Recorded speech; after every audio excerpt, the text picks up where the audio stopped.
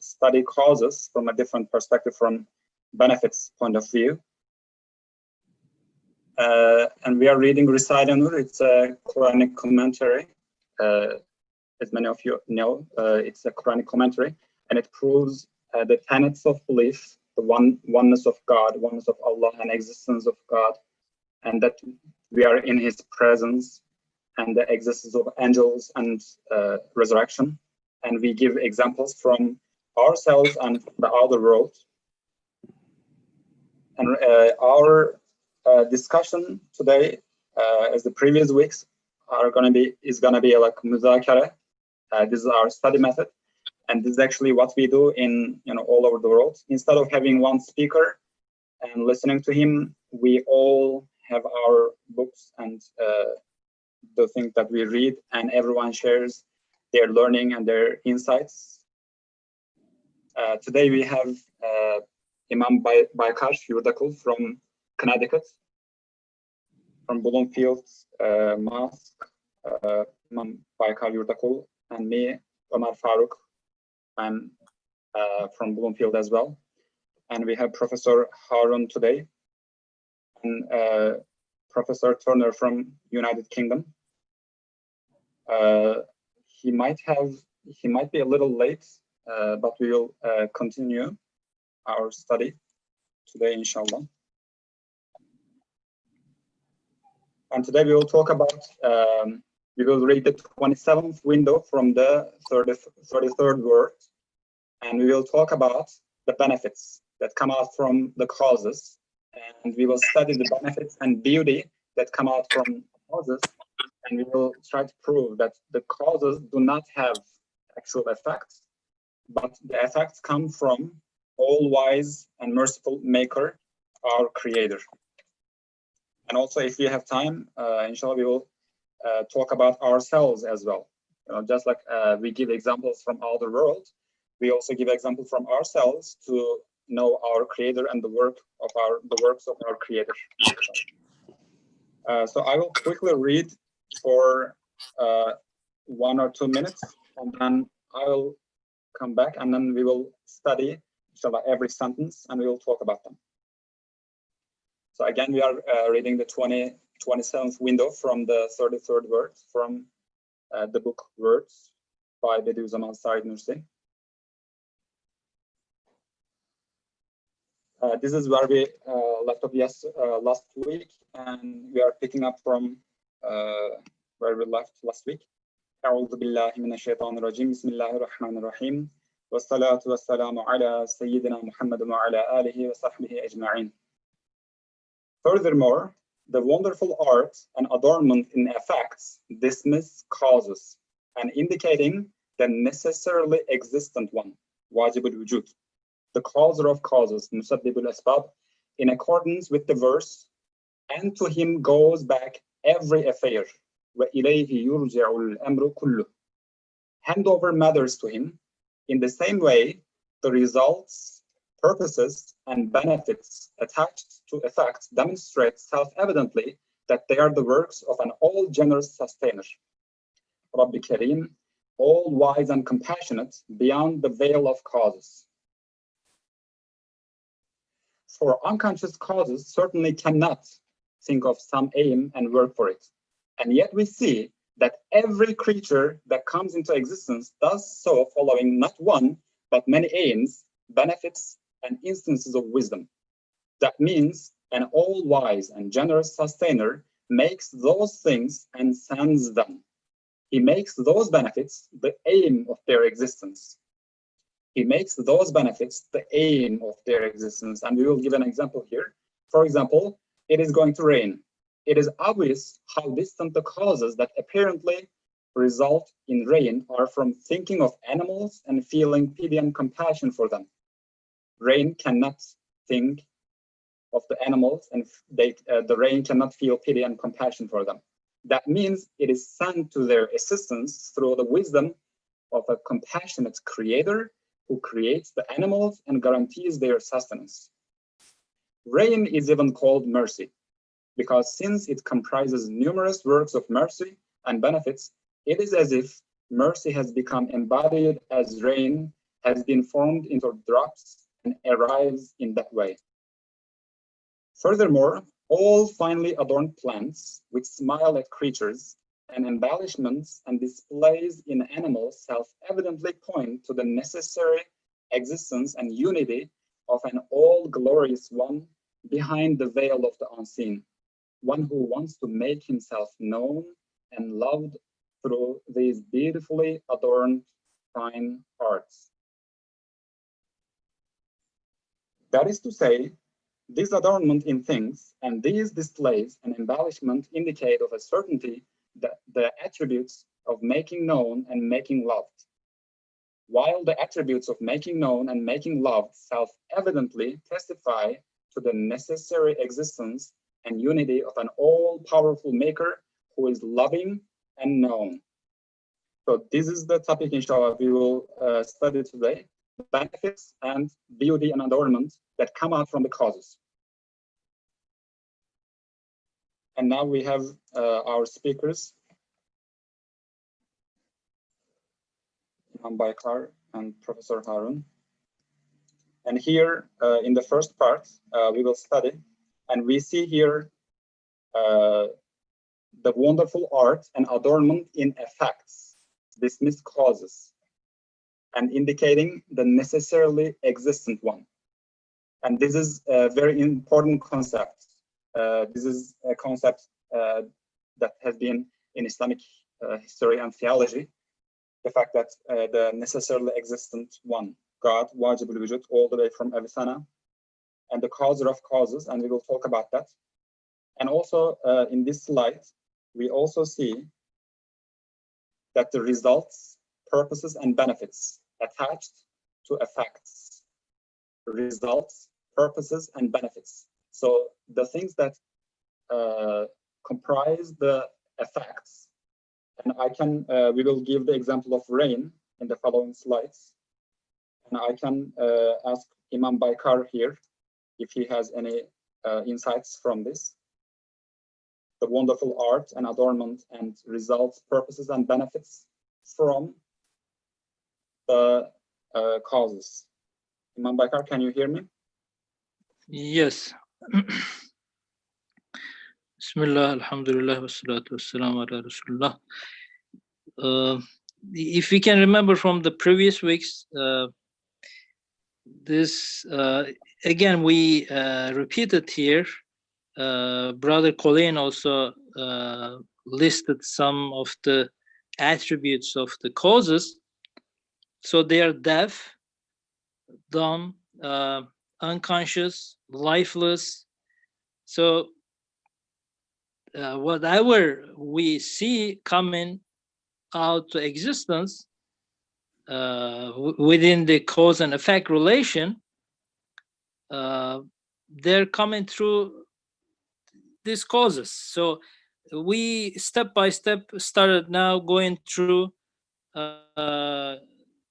what we can,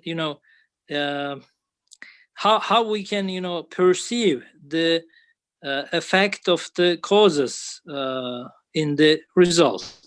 So whatever we see, first of all, for example, since we perceive them together, attached to each other, it's kind of you call it illusion or you call it the reality, but this is our observation. They come together. The result is attached to the cause. So how can I separate them, or how can I distinguish them? How can I claim that this is not the real doer of the result? So step by step, we started analyzing these causes. Again, we can just come out with a simple idea. Okay, I believe in God. He created everything. That's it. But unfortunately, in the daily life, we have difficulty to observe this reality, or to live and experience and apply this reality to our lives. That's why I guess in Quran, in every page, Allah subhanahu wa ta'ala calls us back to the Tawheed. So we cannot credit any of these causes besides Allah subhanahu wa ta'ala. None of them has a real effect on the result. So now, step by step, we are analyzing them. So we are looking to the effect, the result, the outcome. One of them, first step, we talk about an art, right? They come out as beautiful, as embellished, as decorated, as, you know, ornamented. So just this one, let me read the sentence again. Furthermore, the wonderful art and adornment and effects dismiss causes and indicating the necessary one. So within the, you know, material cause and effect relation, even though we perceive, you know, we observe that they're attached, but where this art is coming from, so and what it is talking to. For example, I remember in studying biology, we studied the flowers and plants, and yes, they have a lot of members, organs, but besides that, they're beautiful. The only wisdom I remember from those studies, years of studies, they say, okay, the flowers are colorful, so they will attract insects, flies and everything, so they can what we call it, pollinate. So yes, this could be one of the wisdoms among millions, but could all these ornaments, all this art, all these beautiful colors, everything, all these flowers, it just talking to the bugs or flies? They don't have any anybody else out there talking to, they're showing themselves to. So this is a really fine point, but there's very strong evidence that those causes that we perceive in everyday life that's attached to the effects, first of all, are not capable of thinking about any art, ornaments, decoration, or beauty, or etc., etc., you name it.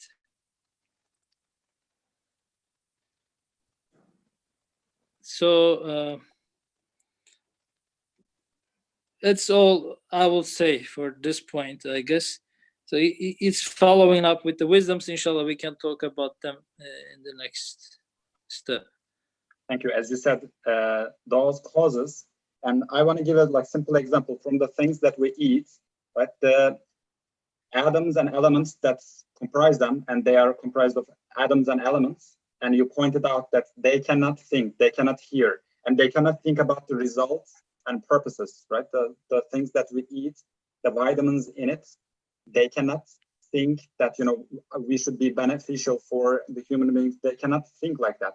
And when you said that, I remembered, when we read Quran, especially in the case of Ibrahim alayhi salam, he always says to his father and his people, he says, why are you worshiping to the things that they cannot hear, they cannot see, and they don't have reason? And this is what Ibrahim alayhi salam says to his people. And now what I see, and if we make a comparison between science and religion, and some people see it contradictory, but if we see the things that scientists eat, right, the things that they eat, and they benefit and they continue living in this world, and if we observe, if we study that, they are composed of atoms and elements, and that they cannot think and they cannot hear.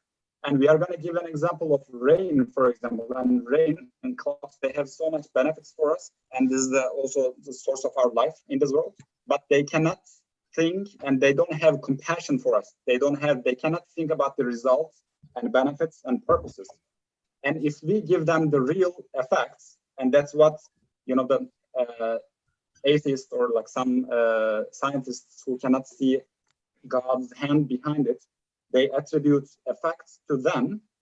And this is exactly like Prophet Abraham, Prophet Ibrahim, telling his people that why are you worshiping the ones that they cannot hear, they don't have reason, they cannot think of the purposes.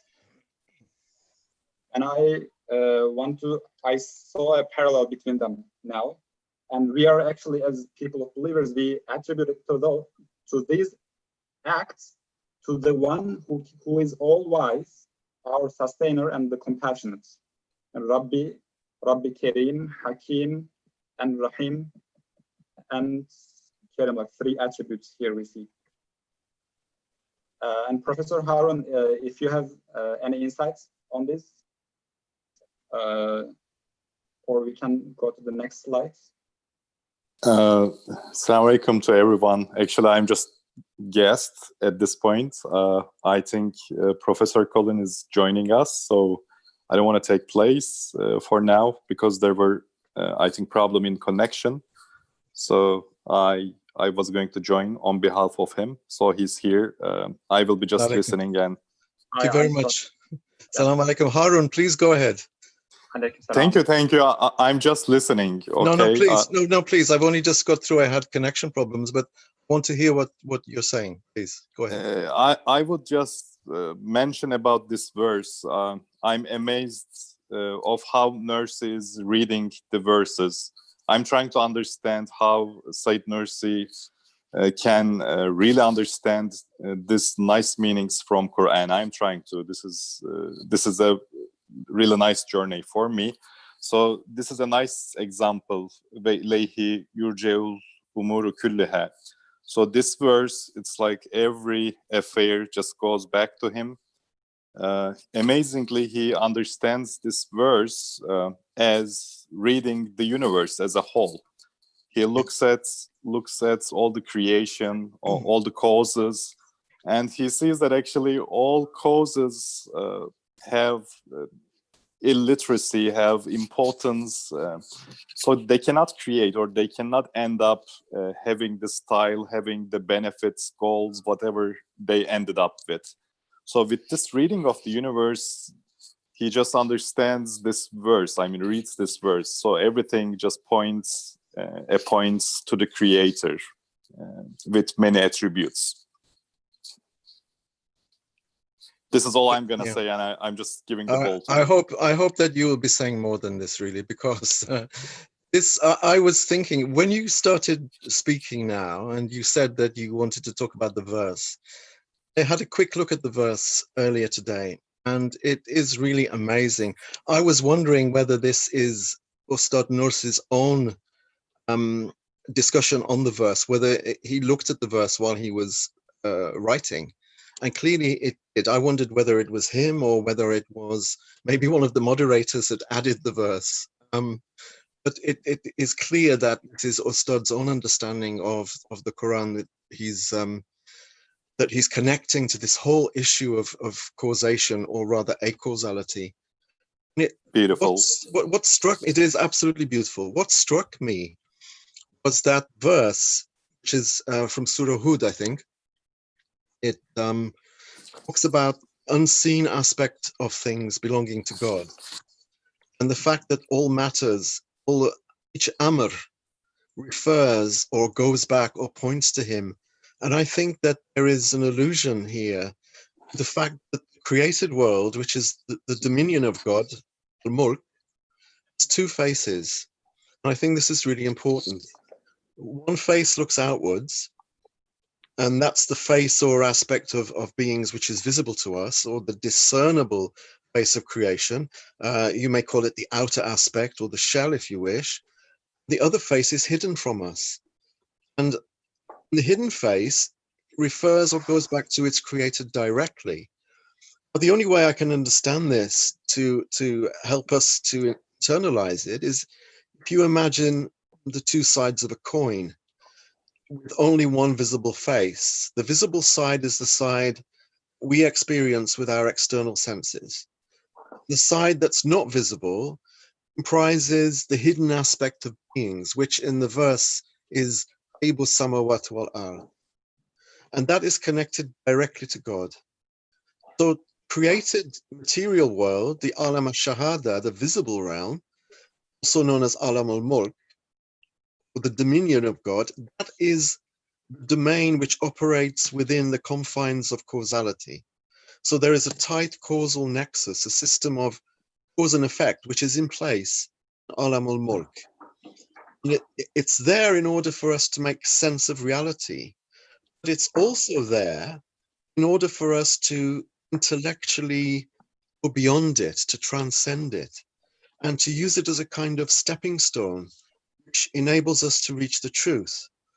The truth being that causes are nothing more than a kind of veil, a kind of hijab, really, that has been placed over the divine hand of power, so to speak. So in other words, the truth of the matter can be found in the meaning of the verse in question. There's a beautiful affinity with this verse and with what Ustad Nursi is saying here. I don't know whether you want to add anything to this, Arun, or anyone else indeed. Yeah, I definitely just follow, and I do agree, especially the connection of causes in this Alam al-Shahada. It is very evident because all the sciences, all the things that we do in our daily life, they are all, they do exist because of these rules, because of this, let's say, Alam al-Shahadat's rulings. Yes. And they're obvious. But of course, who does this? It brings up the discussion, and this is where the Quranic verses just inform us, even warn us, because it is easy to fall in the gap of ignorance that we are doing it, or this cause is doing it. Because we don't see the direct connection, do we? I mean, if we go back to the idea of the coin, which shows us only one face, the visible side, that view is the view of causes and their effects. And it's very easy, as you said, it's very easy to get sucked into that whole way of thinking. For example, if you give a plant water and sunlight, the plant grows. Or if you strike a match and you hold it match to a piece of paper, paper catches fire and it burns. And this is how things appear on the visible side of the coin. You know, the side that we call Alam al-Shahada or Alam al-Mulk. On the other side of the coin, there is what this Quranic verse calls Ghayb as-Samawat wal Ard, unseen aspect of the heavens and the earth, the unseen side of creation, if you wish. So when you look at an event, you can see it happening in one of two ways. Apparently, from the perspective of someone in Alam al-Mulk, for Alam al-Shahada, we see the growing of the plant as the direct consequence of giving of light and water to that plant. If we were able to see the unseen side of that event, we would be able to see both the giving of light and water and the growing of the plant as two separate, unconnected acts of divine creation. You would be able to see the hand of God creating these two acts separately, but in a way which suggests on the visible side of the event, one act is causing the other. So in the case of the match and the paper, on the visible side of events, we see the paper burning because we've touched it with a lighted match. So this is the world which we grow up in, world that we are used to, and the world that we very, very rarely question. And that is what we become habituated to. It's what we have to rise above. Right, exactly. Jazakallah. Professor Turner, you talked about causes being a veil, and we see nowadays, especially in the last century, like contradiction between religion and science, science as the science who does not look at the creation from, the creator point of view. They see the effects from the causes themselves. But here I see personally a strong argument saying that the wonderful art and adornments and also the purposes, benefits, and the results, we see that, and we cannot attribute those things to the causes, because the causes do not have, and last week we talked about, they do not have hearing, they do not have compassion, and we will give the example of rain. And if you will, I will read the next slides, and I want to get your insights on this, direct continuation of this slide. For unconscious causes, certainly cannot think of some aim and work for it. And yet we see that each creature which comes into existence does so following not one, but many aims, benefits, and instances of wisdom. That means an all-wise and generous sustainer, Rabbi Hakim, makes those things and sends them. And he makes those benefits the aim of their existence.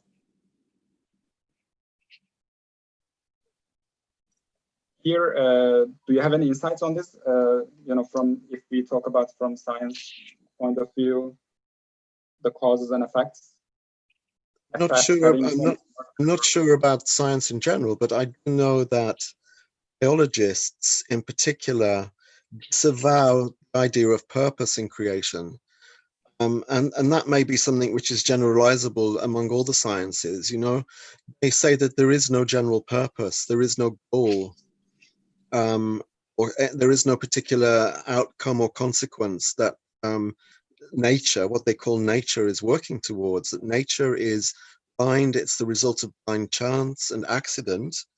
There is no inherent purposiveness in creation. And clearly, if they were to accept the notion of purpose or wisdom behind the creation, then they would have to ask very uncomfortable questions of themselves. There is purpose, then there must be something or someone who nurtures that purpose, who has consequences and outcomes and results in mind. That is a very dangerous line of reasoning, because it will ultimately, inevitably end in the conclusion that there must be a creator who is conscious and living and who wants our best interests. And this is something that they don't want to even think about. When we say purposes, for example, and I want to read the next slide as well, and we can talk more about that, and I can get Imam Bakar's insights on that, on the rain and the purposes of rain. For example, it is rain. It is obvious how distant the causes that apparently result in rain are from thinking of animals and having pity and compassion on them. Rain does not have pity and compassion for animals and humans. That means it is sent to their assistance through the wisdom of a compassionate creator who creates the animals and guarantees their sustenance. Rain is even called mercy, because since it comprises numerous works of mercy and benefits, it is as if mercy has become embodied as rain, has been formed into drops and arrives in that way. So this is an example to the purpose, results, and benefits that we get from causes, and we are now studying the cause of rain. Imam Baykar, do you have any insights on this? I guess this is a very nice example of how, we were talking about how Imam Nursi approached the Quran. I will say the same. I will make the same statement in a different way. I can see that in his works how he's following up the Quranic method. So this method is very obvious and repeated many times in the Quran too. So obviously, apparently, Allah subhanahu wa ta'ala is well aware of our challenges. So Allah subhanahu wa ta'ala also does not say in the Quran, "Oh, I send the risk." Yes, it is said, but it is said in this way. So Allah says, for example, who sends the rain from the clouds, who sends the plants from the ground. So Allah subhanahu wa ta'ala mentions the effect with the cause. So this part also reminded me that specific verses. So Allah subhanahu wa ta'ala does not skip that cause part, but he urges us to think again about the special relation between the cause and effect. But the cause is there. So Allah sends the rain from the sky. Allah, grows the plants from the ground. But do they have the ability to really make it? So now here we're thinking on one simple example. I'm not aware of a specific verse that's talking about the benefits of the rain, but apparently in the Quran, rain is mentioned in a very beautiful way. So it is rahmah, it is from the mercy. It also reminds me, unfortunately, in the daily life, in the modern popular life, we are so selfish. We many times call the rain in different names, which is not always positive. Since let's say I didn't get my umbrella, I just get wet a little bit. I can easily swear, to the situation that I was going through that day. But on the contrary, Quran introduces us the rain as mercy, the rahmah. So my takeout from here is we are urged to think about it. It's, for example, in the Ayatul Kubra, there are specific parts that's mentioned about the rain and the related, like the thunder and the other things. For example, let's think about how we observe the rain. It rains 2 days and then 3 days we have no rain. We start thinking that, okay, this is the way it is, randomly it comes and sometimes it doesn't. And when it comes, it might be helpful, but sometimes it might be destructive for us. But we go to science, for example, let's say we were talking about the science and we get some help. Okay, we have these guys, they have been studying the rain for 100 years and they come with some facts. For the last 100 years, the rain is coming according to this average. So they have seasonal average accumulation for the rain, right? So if it rains little more, it will bring flood. If it rains little less, it's gonna be dry. We will have drought. So we can clearly see that the rain is sent with measurements. It's not coming randomly or by chance. According to the need, the rain is sent. Another thing, for example, rarely 1 out of a million, we can have a severe sleet, right? It can be a very big particles. It can be like big ice cubes coming out of the sky, but we have it 1 in a million case. But within the natural causes, there's no, it doesn't have to come that way. It might come in many forms, but most of the time it's coming in a form which will be most beneficial to the plants, to the animals, and to us. So again, I don't want to go into detail. Inshallah, we can go over those things in the following weeks. But here, Quran mentions the causes and attaches them to the effects. But Quran urges us to think about the wisdom behind them. step by step. It could be our studies at school, it could be our experiences in the daily life. But when we put these glasses of the Quran, now we have a chance to have an insight. Otherwise, unfortunately, most of the time we just skip the real part, but we are attached to just the apparent veil outside there. So yes, the rain is coming from the clouds, from the sky, but how does it come, and how it is beneficial for us? Even we just talk about how it comes. We can talk about millions of benefits it's bringing to us, etc., etc.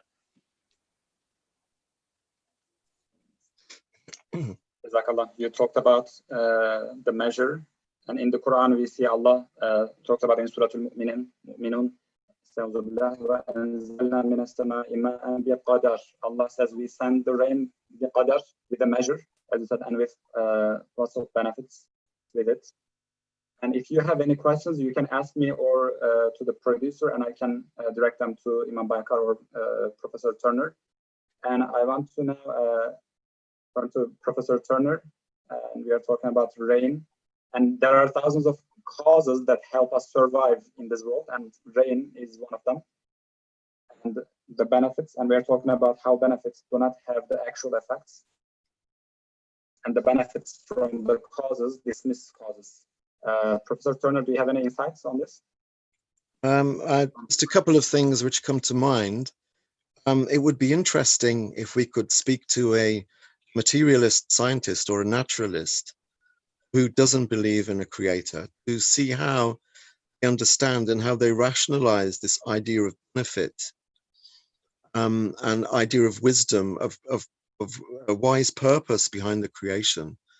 Whether they think that we as believers are just projecting this into the creation, it's a kind of wishful thinking in a sense, or how do they account for something which really is, when you think about it, it's impossible to conclude anything but, the notion of a wise and purposeful and beneficent, munificent, generous creator. It's very difficult to evade or to escape that conclusion. It would be interesting, don't know whether among our audience we have any scientists here who would be able to tell us how their colleagues are not believers, how their colleagues rationalize this.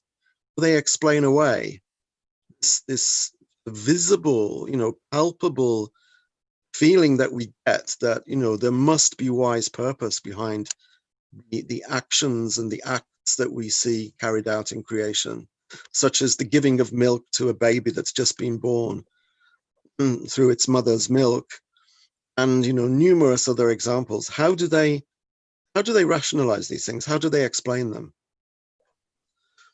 That was the first thing. The second thing has to do with how habituated we become to the whole idea of cause and effect, cause and effect. If the word cause of, means by the cause of. So going back to the example, why is the paper burning? We answer, because we touched it with a lighted match. We don't even think that our language has causality embedded in it. Causality is embedded deeply in our language.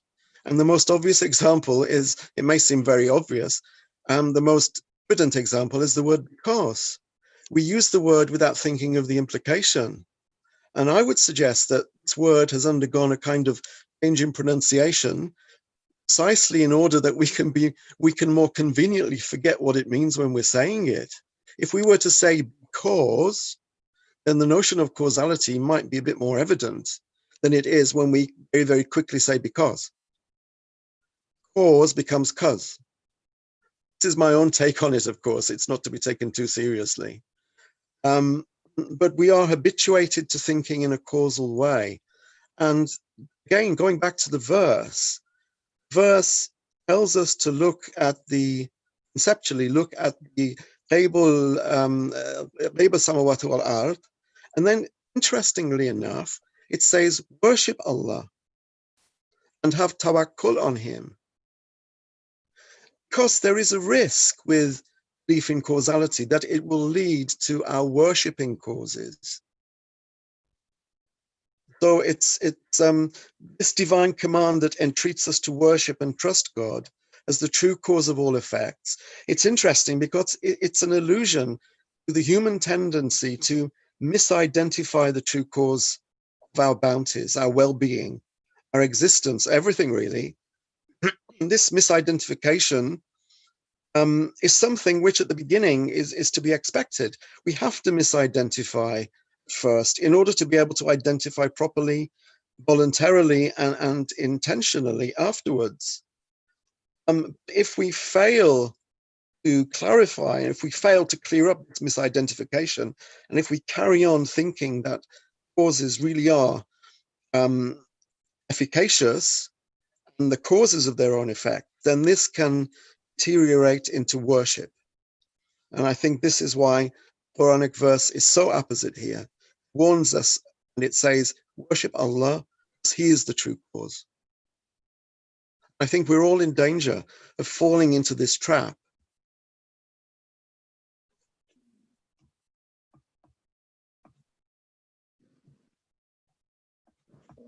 Actually, I remember a verse from Surah Al-Furqan where when Allah talks about rain, and in the tafsir we see a hadith of our Prophet Muhammad ﷺ, and he says, whoever sees a cause for the rain and he does not see Allah behind it, and he attributes the cause of rain to something else, he worships that thing instead of Allah, as you said. MashaAllah. Where is this? Where did you see this?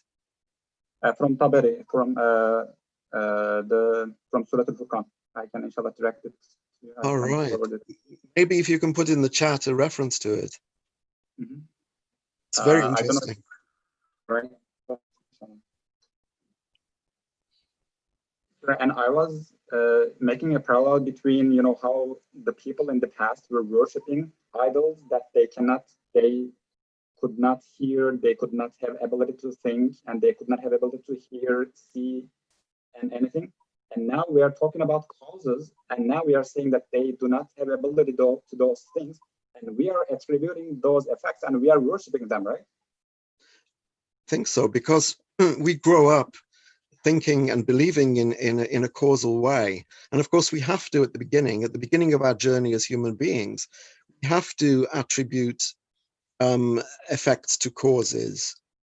In order to be able to own, we have to actually own perfections that we experience and the perfections that we see in our own selves, in order to be able to disown them afterwards and to attribute them properly to God, to the true cause of causes. We have to own at the beginning. So it's a kind of shirk which is expected, which is sanctioned in a sense. But at some point, we have to deal with it. We have to realize that these perfections that we think are ours cannot be ours. We cannot bring them into existence. We have to realize the acausality of the human self. We cannot cause anything. We cannot bring anything about. If we don't do that, then we will go all our lives trusting in causes, making tawakkul in causes, and ultimately worshipping them, expecting things from them. And this is what the verse, this amazing verse, this is what the verse is cautioning us against. It's saying, look, Ghaib as-samawati wal ard belongs to Allah. Everything on the other side of creation is pointing to Allah directly. You may not see it on this side because we are in Alam al-Mulk, and we have to be in a causal nexus, otherwise we wouldn't be able to operate, we wouldn't be able to function. But it's saying, don't forget, everything belongs to Allah, everything is created by Allah directly. Don't fall into the trap of worshipping causes because they have no effect and they are not worthy of your worship. This is an amazing, amazing verse, and it's no wonder that Ustad Nursi focuses on this in this particular discourse.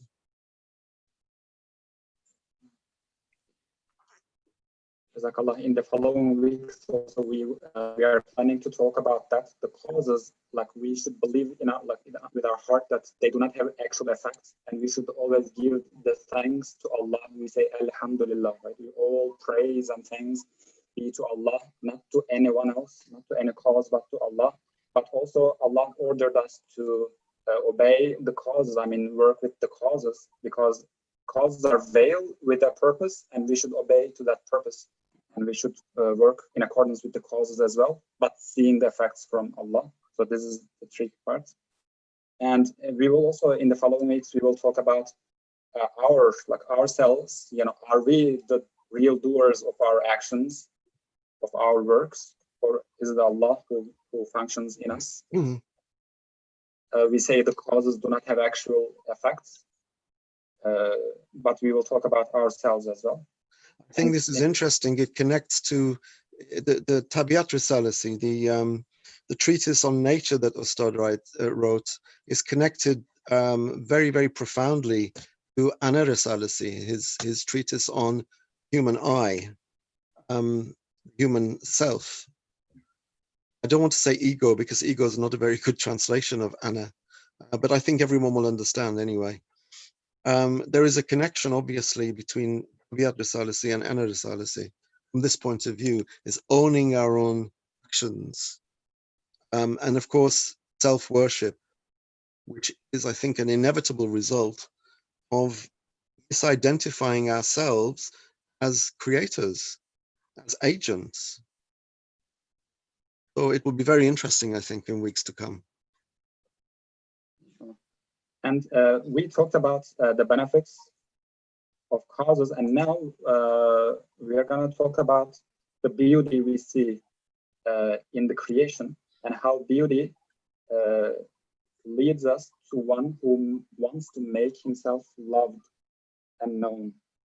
And I will quickly read, and I will, inshallah, I will ask you to make your final comments for 2-3 minutes, inshallah, Imam Baikar and Professor Turner. Furthermore, all the finely adorned plants which smile at creatures and embellishments and displays in animals self-evidently point to the necessary existence and unity of an all-glorious one behind the veil of unseen, one who wants to make himself known and loved through these beautifully adorned fine arts. That is to say, these adornment in things and these displays and embellishments indicate of a certainty the attributes of making known and making loved, while the attributes of making known and making loved self-evidently testify to the necessary existence and unity of an all-powerful maker who is loving and known. I liked the part, you know, Allah makes everything, we see the adornments in beings, and these are the acts of someone who is loving. I liked it. So Imam Baikar, your final comments on this? I want to just wrap up what you already said. So yes, we are focusing on the causes and you know, what we see in the universe. Inshallah, in the following weeks, we can focus more on the human actions, the ana, the I. But I want to highlight that we are already into the human experience. So we are already talking a lot about the human experience. For example, here, as you said, we talk about the beauty, the fine adornments, and then we talk about the rahmah, the mercy. These are all human feelings and human experience. And when we talk about these things, doesn't matter who you are, it's enough to be a human being to appreciate or to acknowledge these facts. You don't need to be a you know, high-level scientist, or you don't need to study a specific you know, area in depth. But now everybody, atheist or whatever, believer, or you know, whatever way of life you are following, this is a fact. You know, whatever you see out there is beautiful. It is artful, and it is talking to you more than anybody else. So I just, love this example very much. When, for example, you want to call a beloved one as a guest to your house, you don't just open a can and put it in the corner and tell him, "Oh, go feed yourself." You will do that to a cat or dog, maybe, but if you have a guest at home, you will have the best, best of everything. You will take time to cook. You will take, you will have even the tablecloth, even the fine china on the table. Everything talks to that host. That we love you, we appreciate you, we acknowledge you. We want you to come here, and everything is talking about this specific relation. So when we look at the universe, every single human being will appreciate the beauty, the art, and the generosity, the mercy out there. Even though, the naturalists who have no faith, or just attributing the creation to the natural causes. For example, when they talk about, let's say, the benefits of olive oil, they say, after listing the 15 benefits of the olive oil, they say, "Oh, this is a miracle of the mother nature, or a gift of the nature to us." So I guess no single human being can deny these facts in the universe, but maybe we are having difficulty to acknowledge a creator with all of his attributes and names. We just continuously attribute his names and attributes to the other things that we see out there. But again, what Ustad Nursi mentions out here, this is the all we have as human beings. This is the experience we are going through in everyday life. No single human being can claim the opposite of these things. Thank you. This is all I will say. Jazakallah, Imam Bekir. Now I want to turn to Professor Turner and take his final comments, inshallah, on the adornments or the topic in general. I think what Baykar was saying about the fact that we go to great lengths to accommodate and to be hospitable to guests, bringing out our fine china, our best utensils, and giving the best food, is because actually this is an issue of self-esteem. We want to attract those people to us as hosts rather than the actual food. I mean, we may acknowledge that, it's very, very nice to have good food on nice plates and on fine china. In actual fact, beauty and the trouble that we've taken to prepare the food and to this beautiful event in front of the guest is to draw attention to ourselves. And again, it would be interesting because this is what Allah does. He is most comprehensively beautiful and beauteous and wondrous painter, in existence. And the pictures that he paints are beautiful. Why does he paint these beautiful pictures? Why does he create a world which is full of miraculous instances of beauty? Because he wishes to draw attention to himself. And it would be interesting, again, to ask a scientist, materialist, how they understand, interpret, and justify the existence of beauty in the universe. It'd be very interesting. That's all. Jazakallah. Professor Turner, do you want to make a final prayer, inshallah? Then we can end.